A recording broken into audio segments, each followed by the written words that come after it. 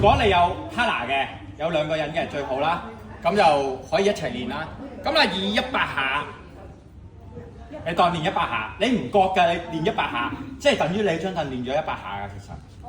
得唔得啊？咁當然因為呢個有互動啦，仲會練咗你咩防跌啦，得嘛？好啦，第一件事2個拳頭位，阿 Sir 計邊個啊？我個拳頭細過佢喎，咁你可以計佢都得嘅，或者你知啦，越短就越容易做到，因為越容易掂到，越遠你就要將個 pat pat 推得越遠。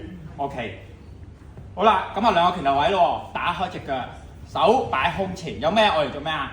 佢真係好大力，你即刻點啊？哎呀，冇錯，好啦，接住嚟咯喎，我哋1、2、3就嚟啦，1、2、3，1、2、3，1、2、3、4、5、6、7、8、9、0、1、2，我等佢跌啦，你死我唔喐喎，得唔得？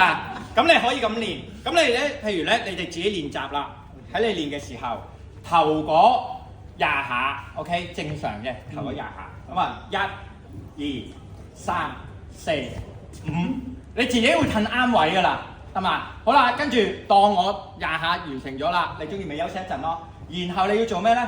開始用少少力咯喎，你都要預對方你會點啊？避你咯喎，所以你用力之餘又唔可以跌咯喎。好啦，呢個時候唔使再度噶啦，1、2、3，1、2、3、4、5。即係我唔需要攻佢，自己都跌啦，係咪啊？得唔得 ？OK， 好，呢個 thank you 啊 fans。